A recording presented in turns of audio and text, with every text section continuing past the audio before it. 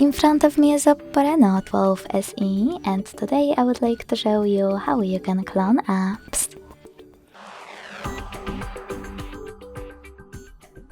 Begin by accessing Settings and scrolling down to access Apps.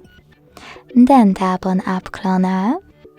Select one of your apps that you wish to clone and click on gray switcher next to Create App Clone. Then wait.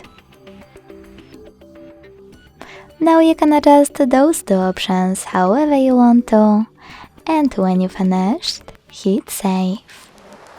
So when I go back and check my app, I can see that it was successfully cloned. To delete this clone, go back to the same settings and use the blue switcher.